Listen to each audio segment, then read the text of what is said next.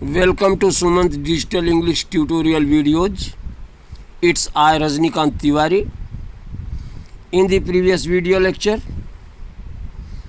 I had taught that how Booker T. Washington was crazy to get his admission in Hampton Normal and Agricultural Institute, and finally he got half-hearted consent from his mother. Come on to the text. Finally the great day came and I started for Hampton. आई शब्द का प्रयोग Booker T Washington के लिए हुआ है. Finally the great day केम, अंततः महादिवस आ गया. And I started for Hampton, और बुकर टी वाशिंगटन हैम्पटन के लिए चल पड़े.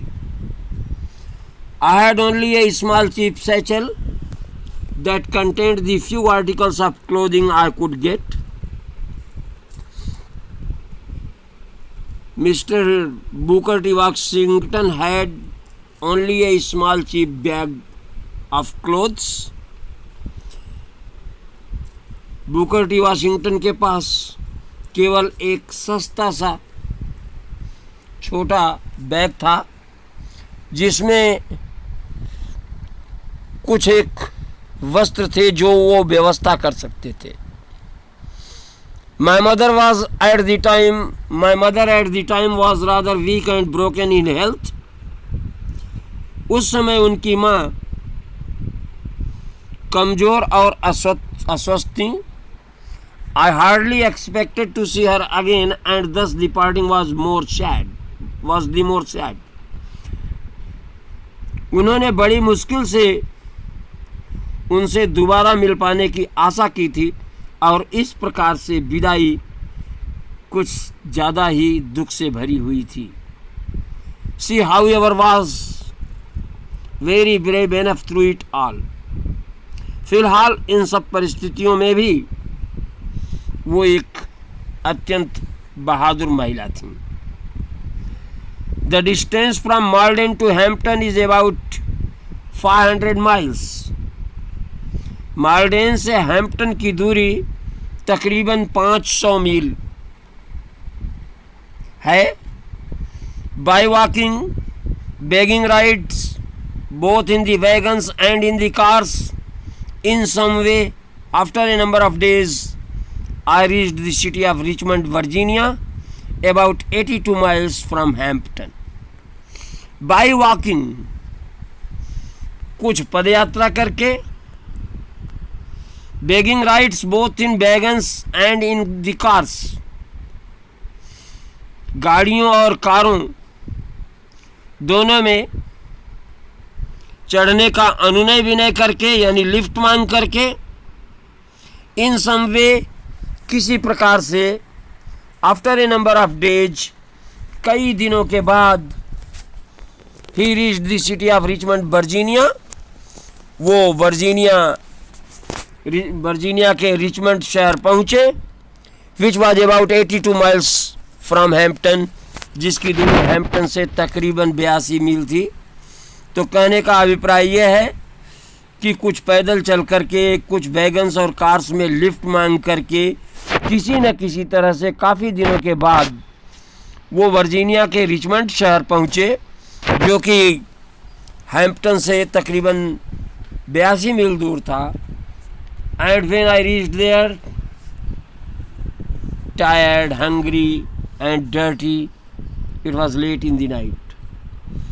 तो जब मिस्टर बुकर टी वाशिंगटन वहाँ पहुँचे तो he was tired, वो थके हुए थे. he was hungry and dirty, वो धूल धूसरित थे और भूखे भी थे. and it was late in the night, और रात को काफ़ी देर भी हो गई थी.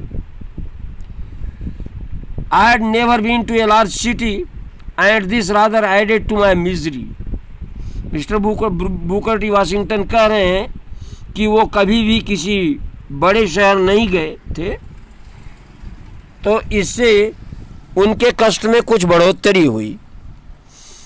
When I reached Richmond, I was completely out of money. जब मैं रिचमंड पहुंचा तो मैं पूरी तरह से, मेरे पास पैसे नहीं थे। तो उनके कहने का मतलब है कि जिस समय वे रिचमंड शहर पहुंचे तो उनके पास पैसे बिल्कुल नहीं थे। I hadn't a single acquaintance in the place, and being unused to the city ways, I did not know where to go. तो he didn't have any acquaintance in the place. उस जगह पे उनका कोई परिचित नहीं था। And he was fully unused to the city ways. और वो शहर के रास्तों से बिल्कुल अनजान थे। So he could not decide where to go. इस तरह से वो तय नहीं कर पाए कि कहाँ जाया जाए। I asked at several places for the lodging, but they all wanted money, and that was what I didn't have. Mr. Washington begged at several places to stay, but everyone wanted money, and he hadn't any money.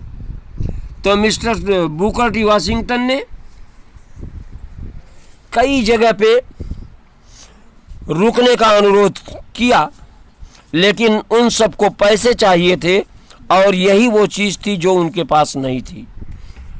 Knowing nothing else better to do, I walked the streets. क्या करना ज़्यादा अच्छा होगा इसके बारे में कुछ न जानते हुए वो सड़कों पर टहलने लगे। I must have walked the streets till after midnight. वो सड़कों पर आधी रात के बाद तक चलते रहे। At last, I became so exhausted that I could walk no longer. अंततः वो इतने थक गए कि वो अब और अधिक नहीं चल सकते थे। I was tired, I was hungry, I was everything but discouraged. Mr. Booker T. Washington at the time was tired, hungry and everything, but he was not discouraged. Mr. Booker T. Washington बता रहे हैं कि उस समय वो थके हुए थे, भूखे थे, सब कुछ थे, किंतु वो हतोत्साहित नहीं थे। Just about the time when I reached extreme physical exhaustion, I came upon a portion of the street where the broad sidewalk was considerably elevated. तो बुकर टी वाशिंगटन बता रहे हैं कि ठीक उस समय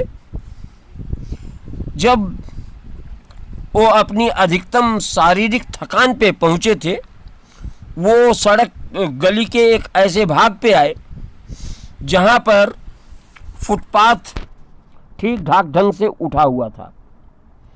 I waited for the few minutes till I was sure that no passerby could see me, and then crept under the sidewalk and lay for the night on the ground with my satchel of clothing for pillow. तो बता रहे हैं कि उन्होंने कुछ minute तो इंतज़ार किया, तब तक इंतज़ार किया जब तक कि वे आश्वस्त न हो गए कि कोई भी राहगीर उन्हें देख सकता था, और फिर फुटपाथ के अंदर चले गए और रात के लिए वहाँ सोए, अपने कपड़ों के बैग को तकिया बना करके। Nearly all night I could hear the tramp of feet over my head. तकरीबन पूरी रात वो अपने सर पर लोगों के पैरों के चलने की आवाज़ को सुन सकते थे। The next morning I found myself somewhat refreshed but was extremely hungry. तो बुकर टी वाशिंगटन बता रहे हैं कि अगली सुबह उन्होंने अपने आप को कुछ तरोताज़ा पाया, लेकिन वो बहुत ज़्यादा भूखे थे। As soon as it became light enough for me to see my surroundings, I noticed that I was near a large ship. और जब my surroundings अपने आसपास, to see my surroundings अपने आसपास देखना, तो जब रोशनी इतनी काफ़ी हो गई कि वो अपने आसपास देख सकते थे, तो उन्होंने देखा कि he was near a large ship, वे एक बड़े जहाज के पास हैं, नज़दीक हैं। It seemed to be unloading a cargo of pig iron. ऐसा लगता था कि जैसे पिग आयरन का कार्गो अनलोड हो रहा था, तो ऐसा लगता था कि जैसे कच्चे लोहे का माल जो है वो जहाज से उतारा जा रहा था। I went at once to the vessel and asked the captain to permit me to help unload the vessel in order to get money for food. तो मिस्टर बुकर टी वाशिंगटन तुरंत जहाज के पास गए और उन्होंने जहाज के कैप्टन से अनुरोध किया कि भोजन के पैसे कमाने के लिए वो जहाज को अनलोड करने की सहायता की उन्हें आज्ञा दें। The captain a white man who seemed to be kind hearted consented. जहाज का कैप्टन जो कि एक गोरा व्यक्ति था और बड़ा दयालु हृदय दिखाई देता था, कंसेंटेड, ग्रांटेड, स्वीकृति प्रदान कर दी। I worked long enough to earn money for my breakfast, and it seems to me, as I remember it now, to have been about the best breakfast that I have ever eaten. तो उन्होंने अल्पाहार का धन कमाने के लिए काफ़ी समय तक काम किया और उन्हें ऐसा लगता है जब वो आज याद करते हैं इस बात को कि वह सर्वोत्तम ब्रेकफास्ट था जो उन्होंने उससे पहले कभी ग्रहण किया था। तो it was all for today. I hope you must have understood. Keep practising and have fun. Thank you.